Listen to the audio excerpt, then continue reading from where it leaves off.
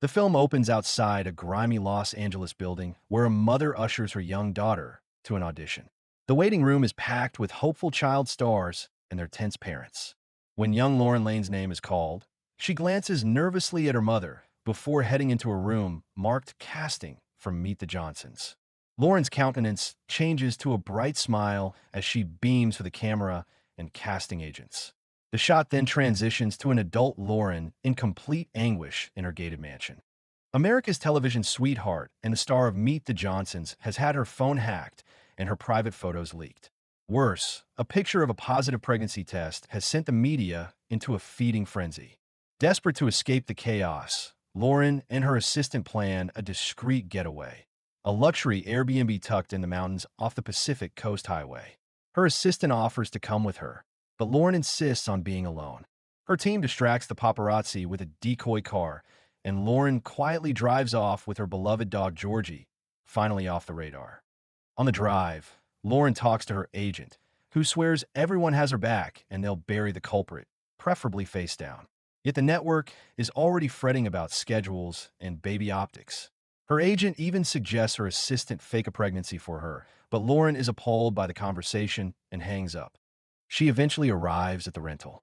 Lauren and Georgie explore. She pours herself a glass of wine, puts on music, and begins dancing, finally relaxing. Little does she know, above her, a hidden camera blinks from between ceiling boards. Miles away, Marcus, the Airbnb manager, is watching Lauren through that camera while also watching her sitcom on the TV in front of him. He switches between screens, fully invested in both versions of her life. Later that night, Lauren lies in bed, doom scrolling through the carnage online. She looks at the photo of the pregnancy test and remembers the moment that led to it, a flashback to the set of Meet the Johnsons, with her co-star Peter, her on-screen father. He is America's favorite dad. He is also her secret lover. They're almost caught together in his trailer, and he silences her with a hand over her mouth. She whispers that she loves him. As she tries to sleep, Peter calls, demanding to know where she is. He offers to help with the baby situation by sending her a doctor to take care of it discreetly. He is terrified that the truth would burst his family man image. He has a wife, children, and endorsements, everything he fears she'll ruin. Lauren refuses to tell him her location and hangs up. Peter then spirals into a rage in front of a really scary dude. Peter wants to maintain the image of the harmless family guy, but if the world discovers that he was in a relationship with a young actress who played his daughter, he knows he would face immense backlash. The scary dude tells him the money's already paid and the plan is underway. A child star trapped in scandal, a cocktail of pills and liquor. An accident like that practically writes itself. It won't be too difficult for the world to believe that Lauren has accidentally unalived herself. Meanwhile, Marcus is playing video games with his ex-con Uncle Darren and their tweaker roommate Merg. Darren needs cash, and he wants to rob the Airbnb Marcus manages. Marcus is completely against this. He actually likes his job and isn't willing to lose it. He also wants to keep Lauren's identity secret. That night, Marcus falls asleep watching the camera feed of Lauren. Darren grabs his phone, unlocks it with Marcus's face, and discovers who's staying at the mansion. He drags Merg along, and they drive to rob the place while Marcus sleeps. Marcus wakes up, sees the missing phone and roommates, realizes what happened, and races out on his bike to stop them. Inside the cabin, Lauren wakes to Georgie barking and hears men's voices outside. Georgie bites Merg's sock, but he kicks her away. Lauren locks herself in the boiler room attached to the bedroom, while Darren and Merg ransack the house. She begs them to take whatever they want and leave. But when she speaks, they panic. Merg tries to force open the boiler room, but Darren stops him. Merg wants to assault her, but Darren only wants valuables, not a prison reunion. And Lauren hasn't seen their faces. But Merg wants Lauren, and he is the one holding the gun. Suddenly, Marcus bursts in and starts yelling at them. The three men fight. Merg tries to break into the boiler room again. Darren restrains him, but the gun goes off, and Marcus is shot in the stomach. He collapses on the bed, bleeding. Darren is ready to save his nephew and wants to take him to the hospital, but Merg reminds him he'll be arrested immediately. Darren panics, then orders Merg to finish Marcus, and he shoots him in the head. Darren then turns his fury toward Lauren, blaming her for Marcus's death. He pulls the boiler room handle so hard that it breaks off completely. Lauren is now trapped inside. Murr convinces Darren to leave now and return later to clean the mess. And Lauren is then left alone, sealed inside the boiler room, completely trapped. The next morning, Lauren wakes up still locked in. She tries breaking through the walls, but behind the plaster is only solid brick.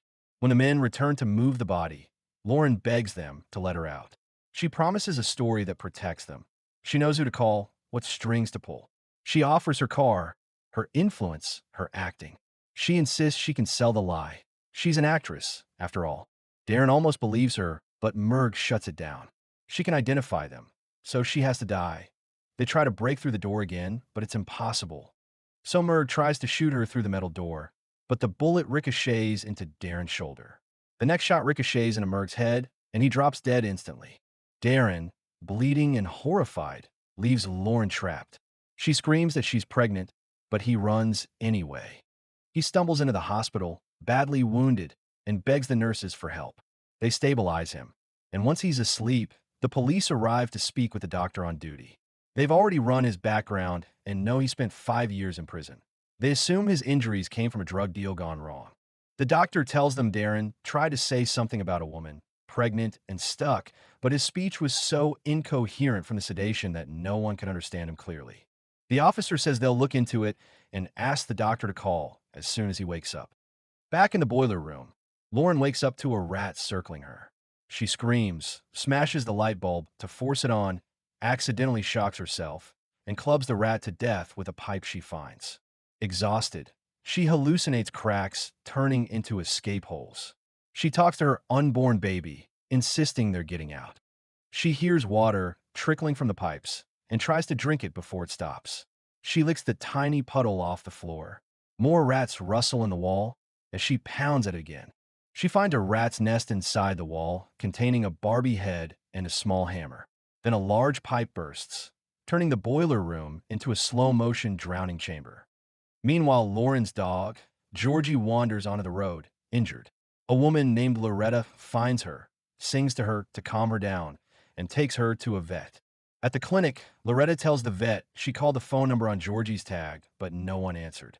The doctor asks Loretta if she has a way to pay for the checkup, and she tells him not to worry. She'll sort it out like she always does.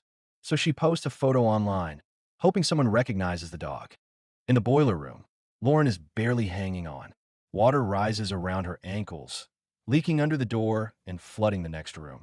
A loose electrical wire hangs ominously above the rising water. One wrong splash, and she's done. Meanwhile, the police officers follow the leads on Darren. They visit the rundown apartment where the three men live. The manager tells them he's never seen a pregnant woman there, or any woman at all. When they ask who works among the three, he mentions that Marcus has a job with an Airbnb company. One of the officers then finds a blood-stained t-shirt in the bathroom, and they call it in. When Darren wakes up in his hospital bed, he's handcuffed and confused.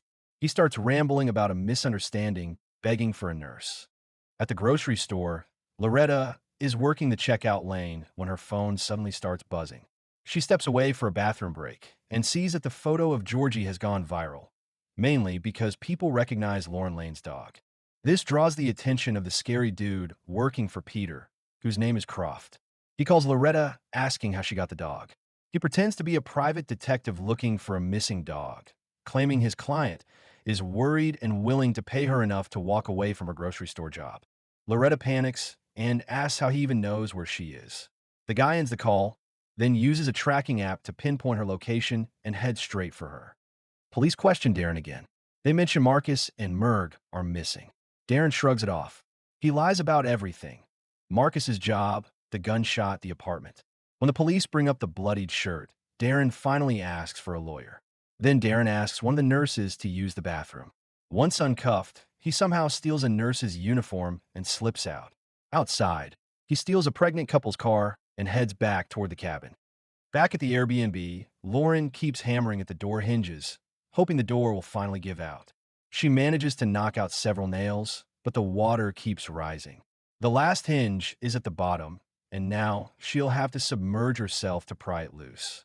Meanwhile, Croft shows up at the veterinary clinic and questions the doctor about where Loretta found the dog.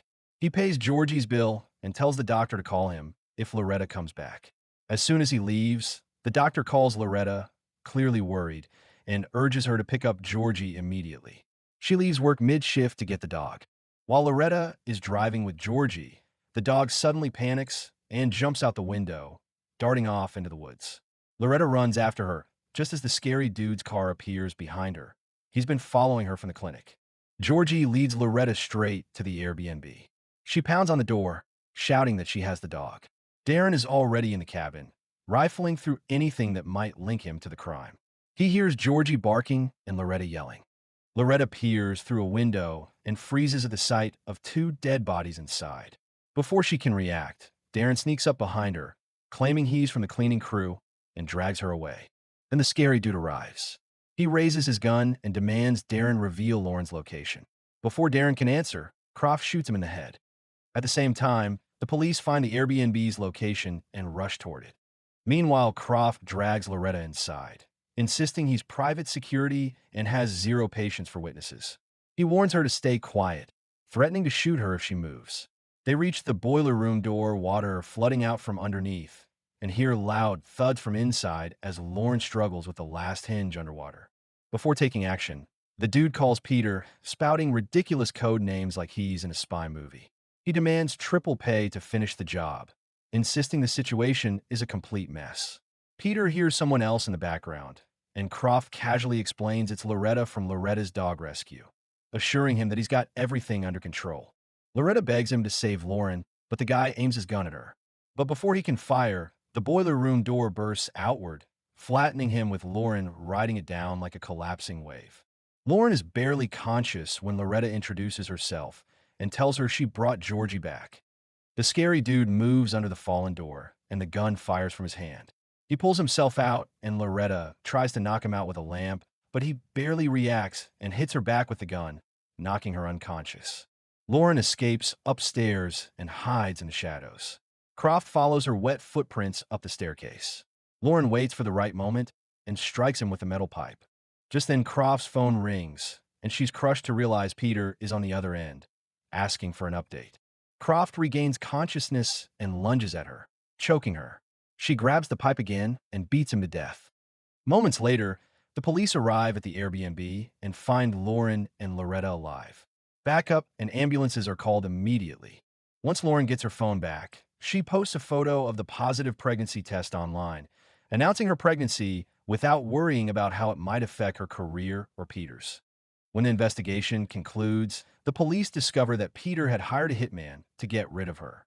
Surveillance footage from around the Airbnb clears Lauren of any wrongdoing. The officers track Peter to his production set and arrest him in his trailer. In the end, Lauren lands on the cover of a magazine, announcing her next film and moving forward with her life. The end. Thanks for watching. Don't forget to like and subscribe. And until next time.